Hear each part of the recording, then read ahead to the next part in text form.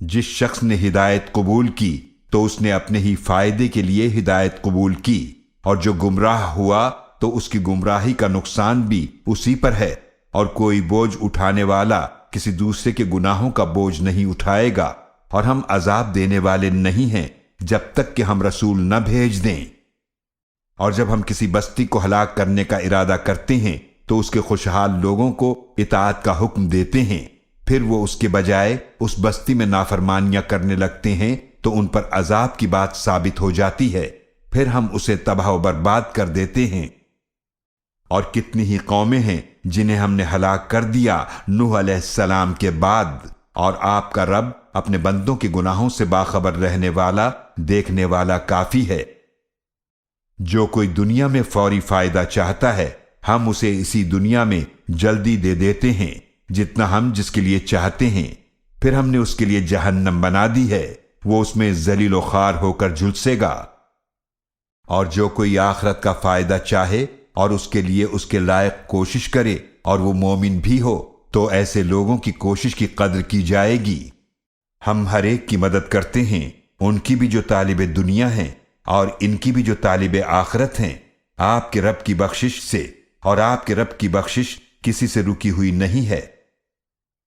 دیکھیے ہم نے ان میں سے بعض کو بعض پر کس طرح فضیلت دے رکھی ہے، اور یقیناً آخرت درجات کے اعتبار سے بھی بہت بڑی ہے اور فضیلت کے اعتبار سے بھی بہت بڑی ہے۔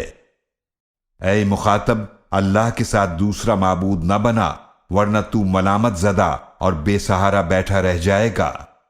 اور آپ کے رب نے حکم فرمایا کہ تم اس کے سوا کسی کی عبادت نہ کرو، اور والدین کے ساتھ اچھا سلوک کرو۔ اگر تمہارے سامنے بڑھاپے کو پہنچ جائیں ان میں سے کوئی ایک یا دونوں تو انہیں اف تک نہ کہنا، اور نہ ہی انہیں جھڑکنا، اور ان سے ادب سے بات کرنا،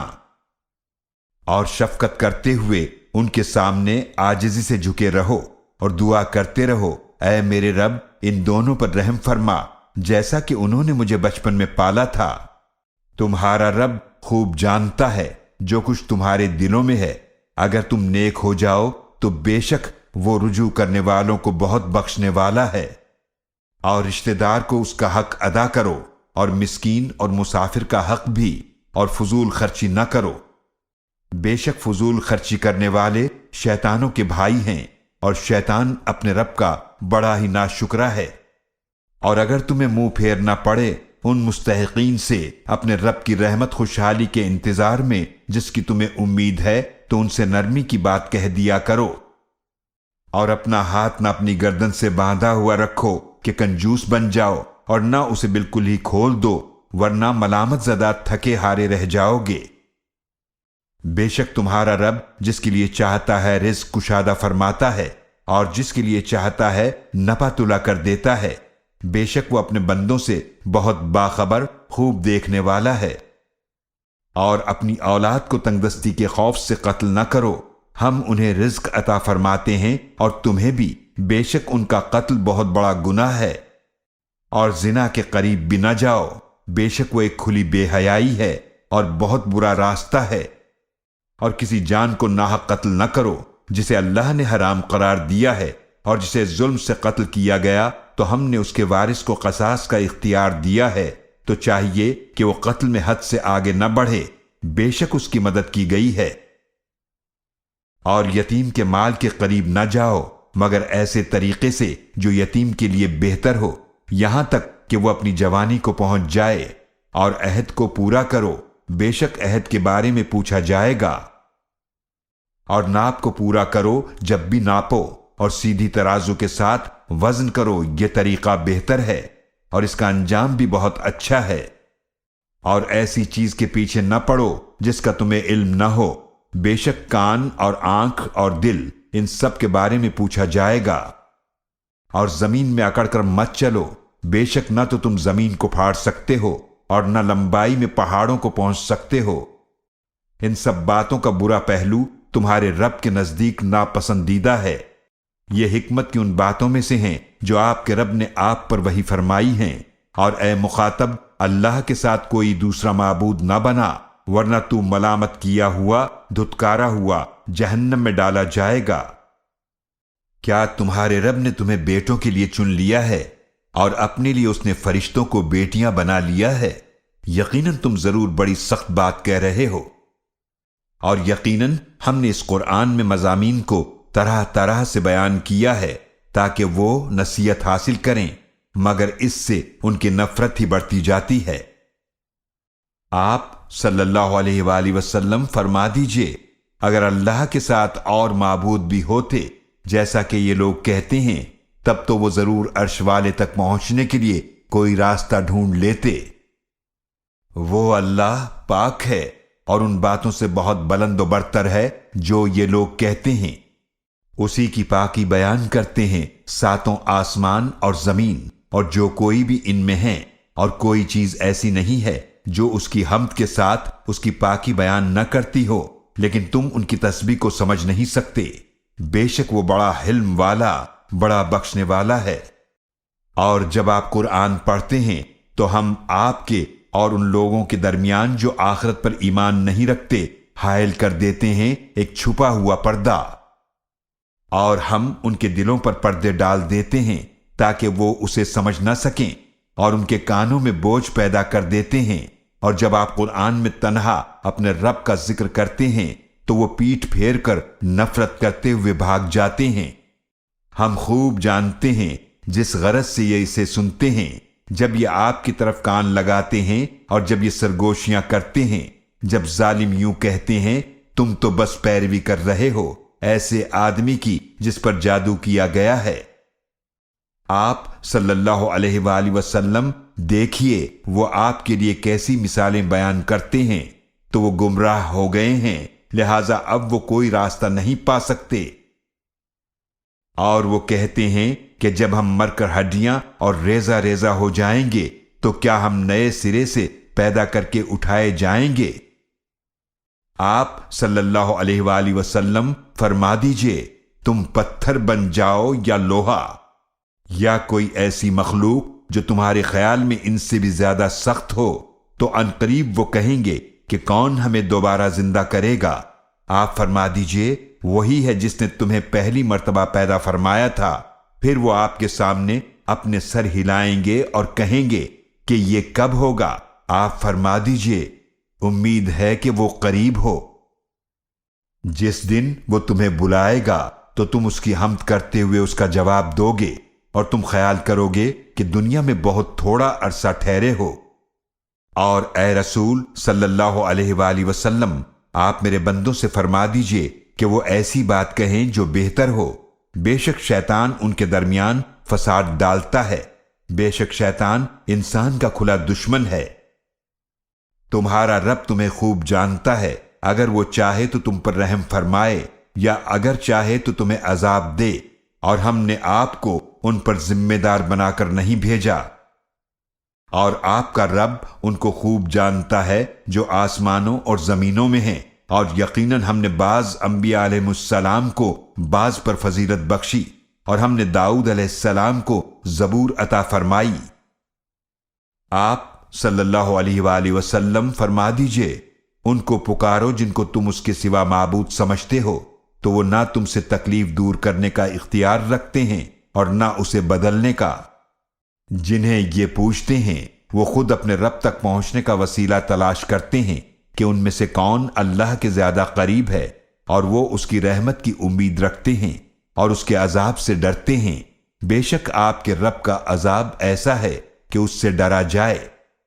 جتنی بھی بستیاں ہیں قیامت سے پہلے ہم انہیں ہلاک کر دیں گے یا انہیں سخت عذاب دیں گے۔ یہ بات کتاب یعنی لوح محفوظ میں لکھی ہوئی ہے۔ اور ہم نے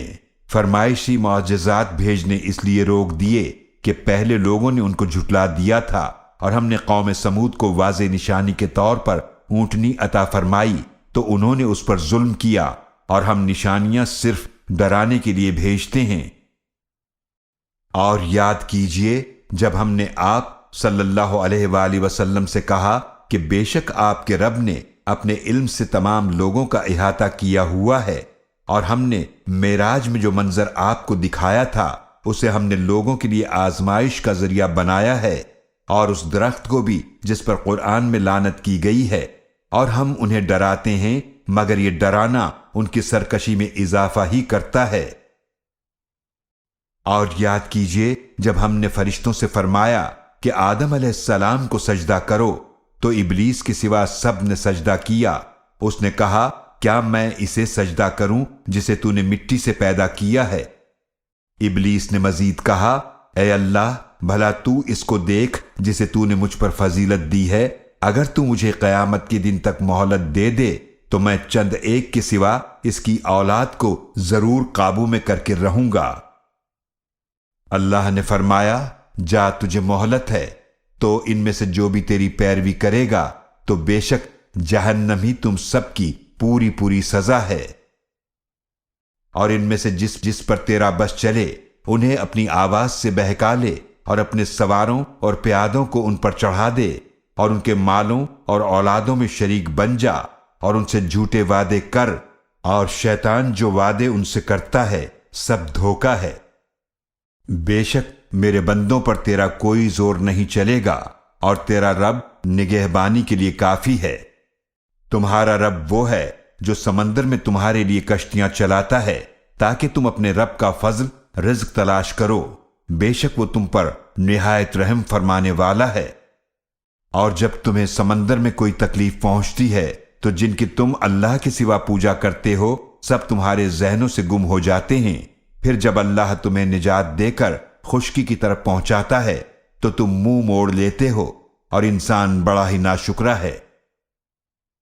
تو کیا تم بے خوف ہو اس سے کہ وہ تمہیں خشکی کے کنارے زمین میں دھسا دے، یا وہ تم پر پتھر برسانے والی آندھی بھیج دے، پھر تم اپنے لیے کوئی بچانے والا نہ پاؤ گے؟ یا تم بے خوف ہو گئے ہو کہ وہ تمہیں اس سمندر میں دوبارہ لے جائے، پھر تم پر سخت طوفانی ہوا بھیج دے، پھر تمہیں تمہارے کفر کی وجہ سے غرق کر دے، پھر تم اپنے لیے اس پر ہم سے کوئی پوچھ گچھ کرنے والا نہ پاؤ گے؟ اور یقیناً ہم نے آدم علیہ السلام کی اولاد کو عزت بخشی، اور ہم نے انہیں خشکی اور تری میں مختلف سواریوں پر سوار کیا، اور ہم نے انہیں پاکیزہ چیزوں سے رزق عطا فرمایا، اور انہیں اپنی بہت سی مخلوقات پر فضیلت عطا فرمائی۔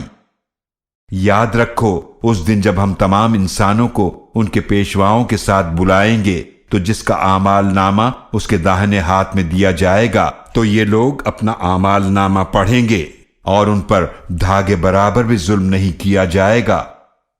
اور جو شخص اس دنیا میں اندھا رہا تو وہ آخرت میں بھی اندھا ہوگا اور راستے سے بہت زیادہ بھٹکا ہوا ہوگا۔